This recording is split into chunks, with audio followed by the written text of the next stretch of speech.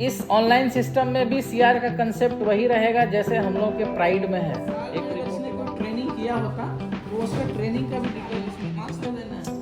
तब हम लोग कंसर्न एचओडी से या कंसर्न आदमी से सीआर भरवाते हैं। तो होता ये है कि हर साल सिर्फ उसी आदमी का सीआर भराता है जिसकी ज़रूरत पड़ती है। पूरे वर्कफोर्स का या पूरे मैन पावर का सीआर हम लोग नहीं भराते। और इसमें प्रॉब्लम ये भी होता है कि किसी आदमी का एक बार भरवा लिए, बाद में फिर से 3 साल का चाहिए तो हम फिर से भरवा ले रहे हैं। तो इन सब चीज़ों को या इन सब प्रॉब्लम्स को दूर करने के लिए कंपनी अब सैप की मदद से ऑनलाइन सीआर का सिस्टम चालू कर दिया है। और हम लोगों को इस साल से ही फाइनेंशियल ईयर 23-24 का जो भी मेरा मैन पावर है उसका सीआर हमें भरना है। हर जितने भी हमारे एचओडी हैं सबके under individual non executive posted हैं और वो सभी नॉन एग्जीक्यूटिव्स का आपको सीआर भर देना है। सबसे इम्पोर्टेंट बात इसमें यह है कि इसका डेडलाइन है 31 जुलाई। आज हम लोग 13 जुलाई पे हैं, तो वी हैव 2 to 3 वीक्स। इस ऑनलाइन सिस्टम में भी सीआर का कंसेप्ट वही रहेगा जैसे हम लोग के प्राइड में है, एक रिपोर्टिंग ऑफिसर और एक एक्सेप्टिंग ऑफिसर।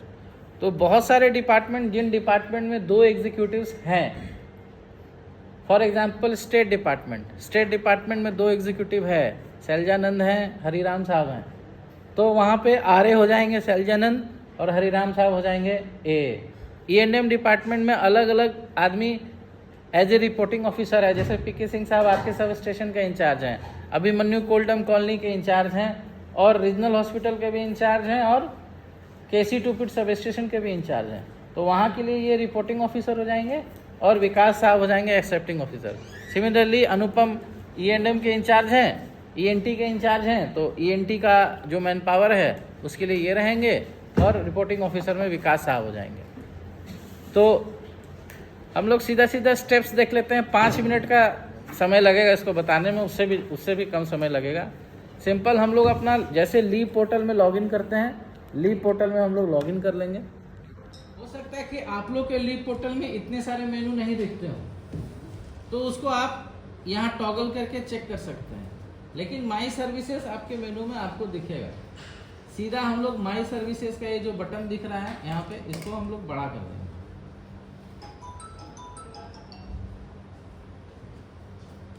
ये स्क्रीन खुलने में थोड़ा सा टाइम लगता है। ये स्क्रीन खुल गया। आप इस स्क्रीन में देखिए कुछ है फ्रीक्वेंटली यूज्ड सर्विसेज लिखा हुआ। तो जो चीज़ हम लोग फ्रीक्वेंटली यूज करते हैं, फॉर एग्जांपल लीव हम लोग फ्रीक्वेंटली अप्लाई करते रहते हैं, तो उसका जो लिंक है हमको यहीं पे दिख रहा है। लेकिन जो ऊपर में टैब है, overview, personal information, working timing, learning, benefits, payments, tax related, ये सभी में अलग अलग मेनू इनबिल्ट बना हुआ है। तो हम लोग को जो रिपोर्टिंग ऑफिसर वाला काम करना है या एक्सेप्टिंग ऑफिसर वाला काम करना है रिव्यू के लिए, उसके लिए यहाँ पे ये जो 3 छोटे छोटे बिंदु दिख रहे हैं, हम यहाँ पे क्लिक करेंगे। हम जैसे क्लिक करेंगे तो ये जो मेनू आपको ओवरव्यू, पर्सनल इंफॉर्मेशन ऐसे दिख रहा था, ये आपको यहाँ लिस्ट में भी दिख रहा है। इस लिस्ट में हम जाएंगे, वर्क इवेंट्स पे क्लिक करेंगे। वर्क इवेंट्स पे जब क्लिक करेंगे तो वर्क इवेंट्स का टैब एक्टिव हो गया। देखिए यहाँ ब्लू कलर का हो गया वो, और उसके अंदर जो मेरा सीआर भरने से रिलेटेड जो मेनू है वो यहाँ पे हमको दिख रहा है। तो एज ए रिपोर्टिंग ऑफिसर जो करना है, non ex ACR appraiser RA, और एज ए एक्सेप्टिंग ऑफिसर जो करना है, non ex ACR appraiser A. बस यही दोनों मेनू में हमको काम करना है। कोई बात नहीं, हम लोग फिर दोहराएंगे। तो non ex ACR appraisal RA में हम सीधा क्लिक करेंगे, और हम जैसे क्लिक करेंगे तो जो बॉक्स खुलेगा, विंडो खुलेगा, इस विंडो में आपको जितने भी लोगों का सीआर भरना है उसका नाम के साथ पूरा डिटेल आ जाएगा। अब इसमें करना ये है, से मान लीजिए कि हमको उपेंद्र कुमार का सीआर भरना है, तो हम उसका जहाँ पर्सनल नंबर है उसके आगे हम यहाँ पे क्लिक कर देंगे। वो सिलेक्ट हो गया ग्रीन कलर, येलो कलर से, और फिर हम यहाँ क्लिक कर देंगे fill ACR for my reporting officer. जैसे इसको क्लिक करेंगे उसका सीआर का फॉर्म खुल जाएगा। ये लगभग वही है जो हार्ड कॉपी में हम लोग सीआर भरते थे, जिसका भी है वही इंफॉर्मेशन।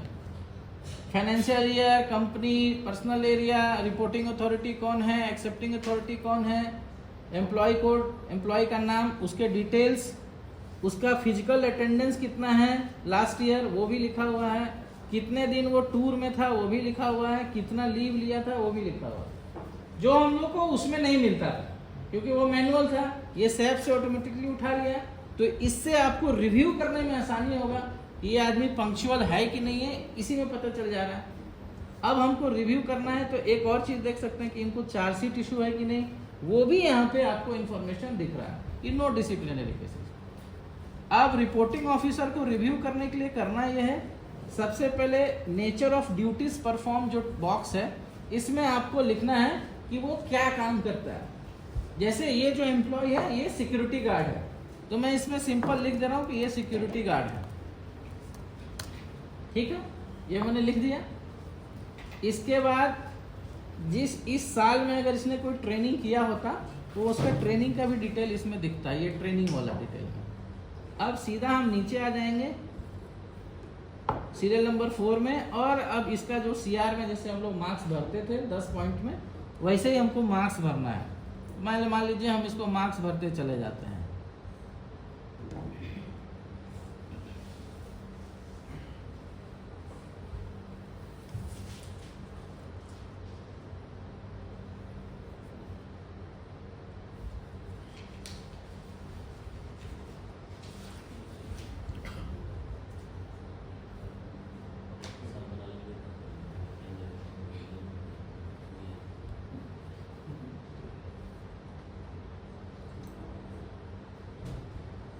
बस ये मार्क्स भर देना है, और भरने के बाद सेव परफॉर्मेंस डिटेल पे क्लिक कर दीजिए।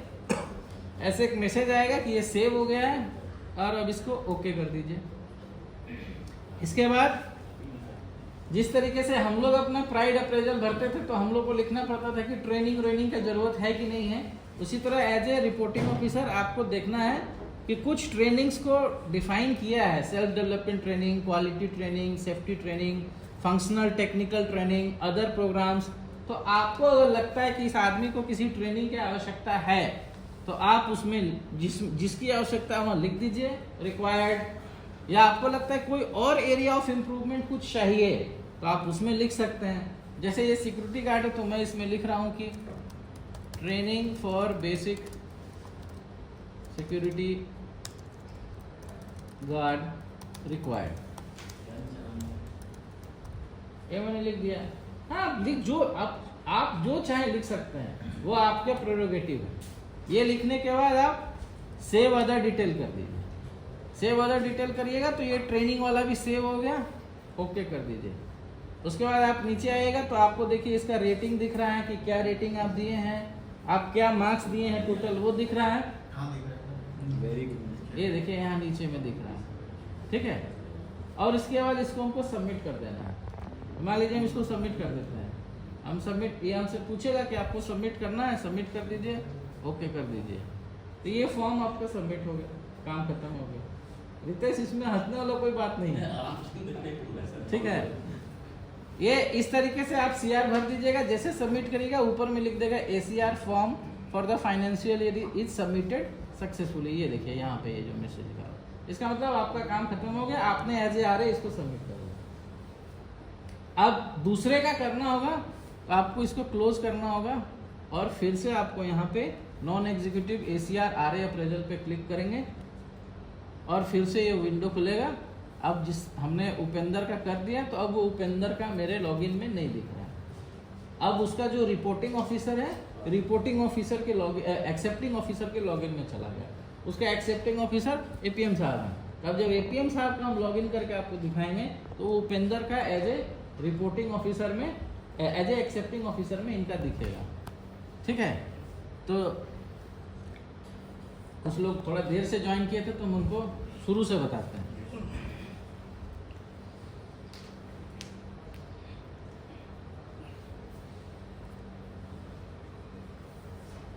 हम लोगों को अपने अब देखिए माई सर्विसेज में खोले, इनका वर्किंग टाइम, इनका वर्क इवेंट में हम गए और वर्क इवेंट में गए तो यहाँ पे मेरा नॉन एग्जीक्यूटिव एसीआर स्टेटस, ये ए वाला देखिए, नॉन एग्जीक्यूटिव एसीआर अप्रेजल ए, हम ए पे क्लिक करते हैं।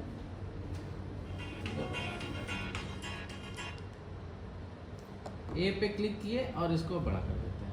अब देखिए, अभी हम लोग उपेंद्र का किए थे रिव्यू और ये रहमुल निसा का रिव्यू किए थे, ये दोनों आदमी का यहाँ पे आगे करने के लिए, ठीक है। हम उपेंद्र पे क्लिक करते हैं और रिव्यू एसीआर फॉर्म, देखिए हमने जॉब वाला भरा था वो ऑटोमेटिकली आ रहा है और नीचे आके ये देखेंगे कि हमने मार्क्स क्या दिया, मैंने क्या मार्क्स दिया है वो भी इसमें दिख रहा है, ठीक है। अब यह है कि इंडिविजुअल हम मार्क्स देना चाहते हैं तो दें एज ए एक्सेप्टिंग अथॉरिटी, और अगर वो नहीं करना है तो नीचे यहाँ है कॉपी रिपोर्टिंग मार्क्स, माने रिपोर्टिंग अथॉरिटी ने जो मार्क्स दिया है वही मार्क्स देना है क्या, तो हम उसको मान लीजिए क्लिक कर देंगे तो वो हो जाएगा। और इसको क्लिक नहीं करके इंडिविजुअल देना चाहते हैं तो इंडिविजुअल भी दे सकते हैं, चेंज करने का ऑप्शन अपने पास है, ठीक है। As a accepting officer definitely अगर आपका एचओडी आपके सीआर को कुछ लिखता है तो आपके जनरल मैनेजर के पास वो अथॉरिटी है कि वो उसमें फर्दर जो चेंजेस करना चाहे चेंजेस कर सकते। तो इसको हम कर दे रहे हैं, इसको हम कॉपी कर दे रहे हैं और इसको सेव परफॉर्मेंस डिटेल्स कर देते हैं। सर एक क्वेश्चन था, आप हाँ। तो केपीआई सेट करते हैं, अपना टारगेट, स्पेशल अचीवमेंट, एवरीथिंग डालते हैं, हाँ। ये लोग भी डाल रहे हैं क्या? नहीं नहीं नहीं, वो सब कुछ अपने को ही करना है? आपको इसमें टारगेट बेस्ड कोई थोड़ी रेटिंग आप दे रहे हैं। आप देखिए रेटिंग देने के लिए आपके पास 10 पैरामीटर है और बस इस 10 पैरामीटर पे आप रेटिंग दे रहे हैं कि वो जो काम करता है उसका नॉलेज उसको कितना अच्छा है, वो उस नॉलेज का एप्लीकेशन कितना अच्छा करता है, promptness and ability to rise to occasion in performance assignment, accuracy in performance assignment, attendance and punctuality, maintenance of official records, personal conduct and behaviour with colleagues, effective communication skills, integrity and use of external influences for personal gains. मतलब कोई ज्यादा नेतागिरी करता है तो इसमें CR आप खराब करने का ऑप्शन रखे हैं यहाँ पे। Consciousness towards cost cutting at work place, तो हर चीज ये 10 पैरामीटर्स पे आपको मार्क्स दे देना है। अच्छा सर, ये जो ऊपर आप बोले कि दूर में कितना है वो हाँ। रिफ्लेक्ट कर रहा है, हाँ, तो वो नीचे वो डेटा का क्या मतलब, नीचे भी कोरिलेट? नहीं नहीं, कहने का मतलब ये है कि इसका टोटल 343 दिन मान लो फिजिकल अटेंडेंस है, ठीक है, और इसने 2 ही दिन लीव लिया है और 16 दिन ये टूर में था, तो टूर में करने का मतलब कि 16 दिन इसका कहीं ट्रेनिंग थी, वो ये बता रहा है, तो टोटल इसकी अटेंडेंस 361 दिन है उस साल की, ठीक है। अनऑथराइज्ड एब्सेंस इसमें आप अपने निकाल लीजिए, 365 दिन में 361 दिन ड्यूटी किया, 4 दिन ड्यूटी नहीं किया। उसके बाद जब हम परफॉर्मेंस डिटेल को सेव कर लेंगे, उसके बाद आएंगे ये जो ट्रेनिंग वाला है, ट्रेनिंग वाला में जैसे लिखा हुआ है कि training for basic security required है, तो एज ए एक्सेप्टिंग अथॉरिटी हम इस पे एग्री कर सकते हैं, डिसएग्री कर सकते हैं, हम और चाहें तो लिख सकते हैं कि हाँ इसको कोई और भी ट्रेनिंग की आवश्यकता है, तो फॉर टाइम सेव हम लिख देते हैं हाँ एग्रीड कर देते हैं इसको, ठीक है। उसके बाद सेव अदर डिटेल्स कर देते हैं, ये डिटेल सेव हो गई। अब आप